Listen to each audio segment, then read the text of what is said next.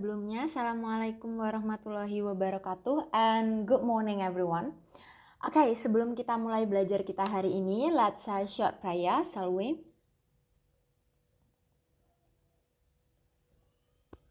Amin, thank you very much. Oke, saya sudah ngepost sebuah materi di Google Classroom-nya kalian. Di sini saya kasih judul Written Expressions Part 3. Jadi kita punya part 1, part 2, dan sekarang kita akan masuk ke part 3. Jadi silahkan nanti dibuka, dicek, karena hari ini saya akan ngebahas written expressions part 3 gitu ya. Oke, jadi di sini ada 5 pictures, jadi kita akan starting from the first one, nanti kita akan masuk ke yang keempat, dan nanti latihannya ada di yang kelima yang ada di sini ya. Oke, jadi kemarin kita udah ngebahas tentang parallel structure. Bener ya? Nah, parallel structure yang terakhir yang akan kita bahas itu adalah yang ada di skill 29 ini. Nah, seperti kalian bisa lihat ya, di sini. Jadi, selain yang udah kita bahas kemarin, kita sebenarnya masih punya satu topik lagi, yaitu adalah bentuk IR-IR, ya. Atau kalau misalnya kita bilang nih di bahasa sehari-harinya, materi sehari-harinya adalah bentuk komparatif. Ya. Nah, yang perlu diingat adalah bentuk komparatif tuh bisa pakai AR, bisa pakai more juga. So, misalnya kita punya kata smart, oh kalau lebih pintar gimana? Smarter. Ya kan? Atau misalnya lebih cakep gimana? Oh, pakai kata more, karena kita nggak punya handsomer gitu ya. Nah, begini. Nah, terus di depannya dia diawali oleh kata irregular. Benar ya, diawali kata irregular. Nah, kalau diawali kata irregular, di sini ada ir-nya, ini menunjukkan bentuk tidak. Berarti bentuk komparatif yang tidak reguler, nggak biasa. Nah, kalau di bahasa Indonesia kayak gitu. Jadi bentuk komparatif yang tidak biasa.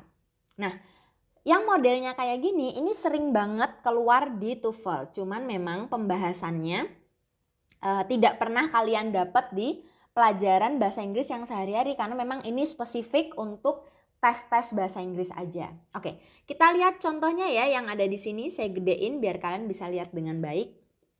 The harder he tried, yang ini ya. The further he fell behind. Nah, kalau biasanya kita belajar IR itu kan urusannya dengan kata than. Bener ya? Kayak misalnya, she is smarter than her brothers, misalnya kayak gitu. Nah, cuman dalam konsep yang irregular, yang tidak biasa, berarti kita tidak menggunakan yang biasa.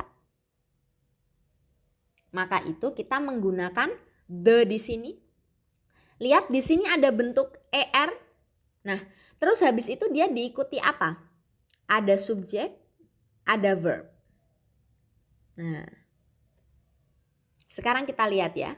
Yang setelah koma, ada the, ada bentuk IR, ada subjek, ada verb. Nah, yang dimaksud dengan bentuk irregular adalah pertama, selain dia tidak menggunakan than, terus kedua, bentuk kalimatnya ya, ini tidak seperti bentuk kalimat kebanyakan. Jadi kalau kalimat yang biasa kan ya udah dia ada diawali subjek verb, udah selesai gitu ya. Tapi di sini dia tidak seperti itu. Cuman yang perlu diingat dari topik skill 29 ini adalah bentuk yang sebelum koma dan yang setelah koma ini harus sama. Jadi misalnya di depan nih pakai the, baru ada IR, subject verb, berarti di belakang juga harus kayak gitu. Nah, biar kalian bisa menjawab dengan benar, of course, kalian harus lihat. Oh, di bagian situ tuh, di bagian salah satu bagiannya, itu punya apa? Misalnya di bagian yang tidak ada titik-titiknya atau tidak ada bagian yang salah, kan bisa ngelihat di situ ada the, ada IR, subject verb. Nah, berarti kan harus perhatiin di bagian yang setelah koma, berarti harus punya struktur yang sama dengan yang di depan. Oke, sekarang kita lihat ya. Di yang contoh kedua, the older the children are, sama subject verb, benar ya? Nah, berarti yang keduanya juga sama, harus ada the, ada bentuk IR, terus ada subjek, ada verb. Oh Miss, ini ada objeknya, nggak masalah. Yang penting subjek verbnya ini yang harus sama. Jadi kalau sebelahnya ada, sebelahnya juga ada. Gitu ya. Nah, situasi yang bisa bentuknya kayak gitu tuh ada beberapa macam. Jadi yang pertama, kita bisa punya the bentuk IR ya. Terus ini ada noun-nya. Baru subject verb. Terus ini ada the, ada bentuk IR-nya, ada noun-nya lagi, subject verb. Bisa kayak gini. Ya. Bisa juga dalam bentuk yang kayak tadi.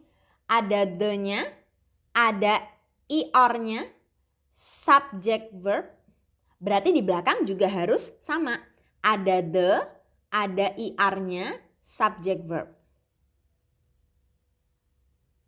Ya. Nah, even bisa juga bentuknya cuman kayak gini doang. Ada the, ada IR, lihat. Ada the experience, berarti the ya. Nah, ini kan cuma non phrase. Duh, gak ada kata kerjanya dong, Miss. Iya. Kita lihat berarti setelahnya ada the, ada IR, non phrase lagi. Nah, berarti dari sini kita tahu bahwa karena bentuknya ini tidak biasa, berarti dia tidak mengikuti rules yang biasa. So you can ngapalin ini aja. Oh, dia bisa ada noun, subject, verb, bisa langsung subject, verb, even bisa juga dalam bentuk non phrase aja. Jadi bentuknya kurang lebih ada 3 ini yang irregular. Oke ya. Nah, jadi kita akan lihat chartnya. Nah, bentuknya itu yang perlu diingat adalah dia harus sama ya strukturnya. Jadi kalau misalnya di depan the, IR atau more, terus ada struktur tertentu, nah berarti yang di bagian belakang juga harus sama strukturnya. Nah, di sini ada catatannya nih. This type of sentence may or may not include a verb. Jadi bisa jadi ada kata kerjanya, bisa jadi enggak.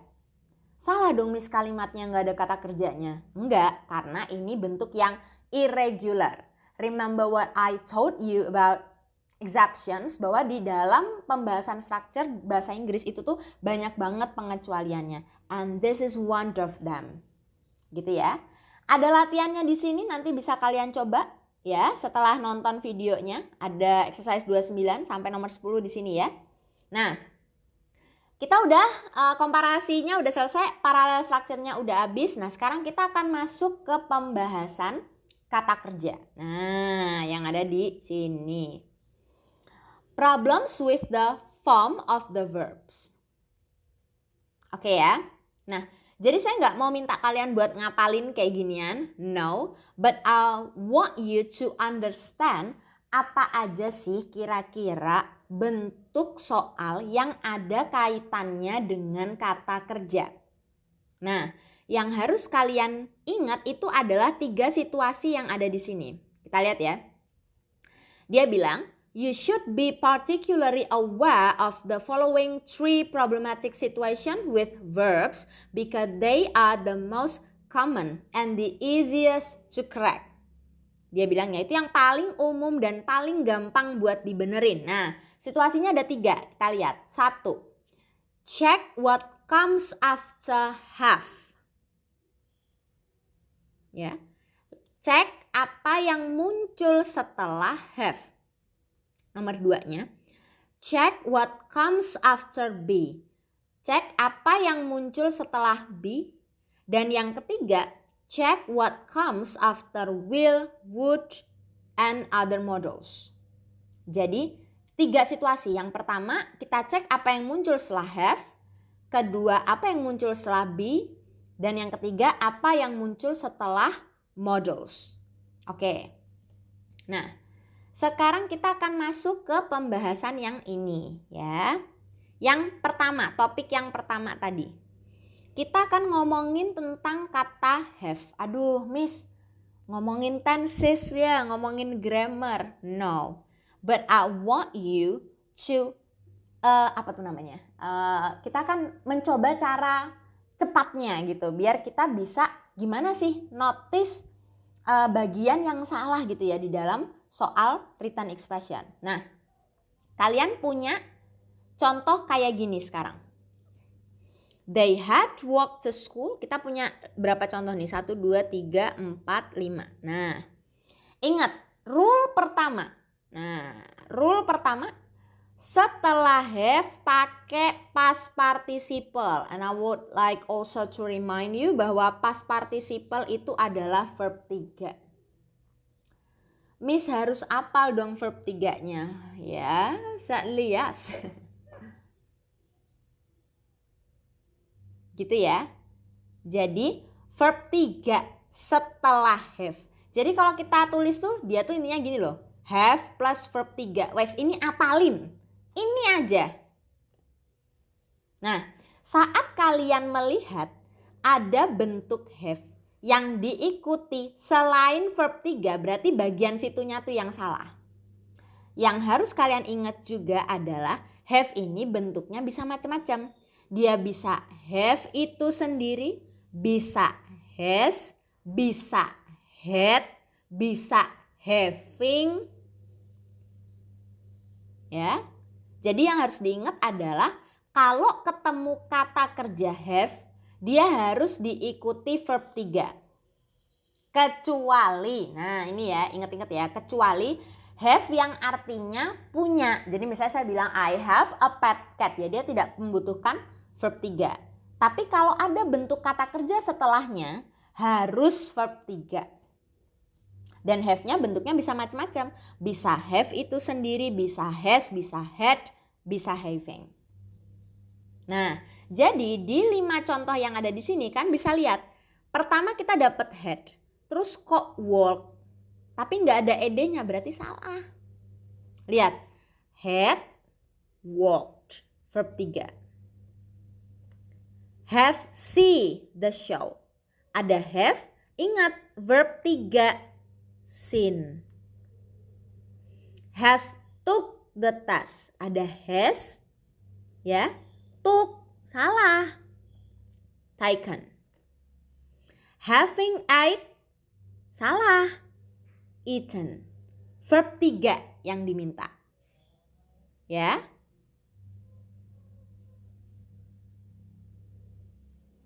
Nah, should have did, ada should, tapi di sini ada have-nya. Ingat, verb 3, did bukan, salah, done. Wes, intinya itu. Ya, intinya itu. Nah, sekarang kita akan lihat di halaman ketiganya. Ada di sini ya. Nah, jadi intinya pakai past participle setelah have. Udah itu aja. Pakai past participle setelah have. Ya. Jadi jangan sampai salah, jangan sampai ketukar. Nah, ada exercise juga 30 di sini. Silahkan dicoba nanti ya. Nah, sekarang kita akan masuk ke pembahasan B. B itu apa sih, Miss, maksudnya? Ya. B otomatis maksudnya adalah kata kerja bantu. Nah, be ini bentuknya bisa macam-macam. Kita bisa punya is, am, are, was, were, atau bisa juga dalam bentuk be itu sendiri. Kita punya be, being, ada been juga. Nah, bentuknya be itu ini. Ada berapa tuh berarti? 8. Nah, ada 8 bentuk be yang masing-masing penggunaannya beda-beda. Kalau yang ini untuk yang present, ini untuk yang past, ya. Nah, yang ini untuk specific condition tenses tertentu. Yang penting adalah yang perlu kalian ingat-ingat, kalau setelah be pakai present participle atau past participle. Nah, gimana cara kita buat bedain dong Miss kalau kayak gitu? Ingat ya, kalau be ketemu present participle itu adalah kata kerja bentuk ing. Itu berarti dia itu artinya aktif. Aktif dalam artian ya. Aktif dalam artian subjek yang melakukan pekerjaannya itu adalah yang bisa melakukan pekerjaan itu. Saya kasih contoh misalnya gini. Miss Langit sedang mengajar misalnya gitu. Nah, Miss Langit kan bisa ngajar kan? Bisa. Nah, otomatis berarti kalimat tersebut active because subjeknya melakukan kata kerjanya. Nah, cuman kalau misalnya saya sedang mengerjakan tugas, kemudian tugasnya saya taruh jadi subjeknya. Tugas sedang mengerjakan atau dikerjakan? Dikerjakan. Nah, berarti itu pasif. So you should have a look pada meaningnya. Apakah aktif atau pasif? Nah, kalau yang pasif berarti dia akan ketemu past participle. Past participle itu apa? Tadi kita udah bahas verb 3. Yang berarti artinya pasif kalimatnya. Ya. Ingat, dia bisa ketemu dua ini. Ini adalah rules yang nomor 2. Pertama, dia bisa ketemu present participle atau dia bisa juga ketemu past participle. Nah, kalian bisa lihat contohnya di sini. We all do our homework. Di sini ada be. Ingat, be cuma bisa ketemu present participle atau past participle. Nah, kalau subjeknya we berarti kalimatnya aktif. Kalau aktif berarti pakai yang ing. Pakai doing. Lihat, the homework was due early. Homework bisa melakukan kata do? Enggak. Berarti pasif. Kalau pasif, kasih past participle was done. Tom is take the book. Tom bisa ngambil buku? Bisa, berarti aktif. Kalau aktif, kasih present participle. The book was taken by Tom. The book bisa ngambil? No, berarti pasif. Ya kan? Kalau pasif berarti kasih verb 3 taken. Nah, rule-nya adalah yang ini. Be itu harus ketemu present participle kalau aktif, ketemu past participle kalau pasif. Oke ya? Mantap. Nah, sekarang kita akan masuk ke pembahasan yang terakhir yang ada di sini. Nah, ini nanti ada exercise-nya juga, bisa dikerjain ya. Nah, dulu kita pernah ngebahas tentang modals. Modals itu apa sih Miss? Ya, kalau saya bilang sih, ya dia intinya sebenarnya kata kerja juga ya. Tapi kata kerja yang dia punya arti yang spesifik gitu, artinya tuh agak tertentu gitu. Nah, modals itu ya, contohnya di sini dia ngasih ada will, ada would. Tapi sebenarnya lebih dari itu. Kita punya will, kita punya would, ya. Kita punya can, kita punya could, ada juga shall, ada should. Nah, yang sering keluar di TOEFL tuh ya kurang lebih ini aja sih.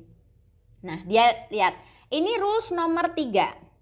Setelah modals, use the base form of the verb. Perhatikan, dia minta base form. Artinya kalau di buku bahasa Indonesia, maksudnya buku-buku grammar berbahasa Indonesia, kita biasanya nyebutnya ini verb 1.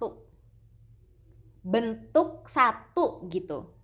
Dari kata kerja. Nah, bentuk 1 dari kata kerja itu kayak apa? Misalnya kita punya go, work, do, dan teman-temannya. Intinya base form of the verb. Tidak ditambah s, tidak ditambah ing, tidak ditambah ed, tidak ditambah apa-apa. Pokoknya yang base form yang kayak gini. Nah, jadi kalau kalian nemu ada models kayak gini, remember that you should add ya kata kerja base form, bentuk 1. Nah, kita lihat. The boat will leaving at 3. Salah nggak? Salah. Karena dia minta verb 1 atau base form. Berarti kita kasih leave. The doctor may arrive. Salah. Karena udah ada may-nya di sini, arrive. The students must taken, salah juga, must take. Gitu ya. Jadi harus ditaruh ya kata kerja yang bentuk base. Nah, sesuai catatannya di sini ya, dari kata kerja gitu. Nah, kan punya banyak exercises. Tadi ada dari 29, 30, 31, 32. Habis itu ada latihan terakhir juga di halaman kelimanya yang ada di sini. Nah, banyak nih latihannya. Remember bahwa sebanyak-banyaknya kalian latihan itu akan sangat membantu kalian bisa mengerjakan soal-soal TOEFL dengan lebih baik. Jadi silahkan dikerjakan setelah ini. Saya nggak minta untuk dikumpulkan hari ini, tapi karena waktunya masih sisa banyak, silahkan kalian pakai untuk mengerjakan latihan-latihannya. Oke, then everyone, I think that's it. Kalau kalian punya pertanyaan, kalian bisa japri WhatsApp Miss Hangit at any time. Silahkan ditanyakan aja. Saya tutup ya, silahkan dikerjakan latihannya. Kalau masih bingung, silahkan di-reply videonya. Wassalamualaikum warahmatullahi wabarakatuh, and I'll see you again next week, everyone. Do have a great day.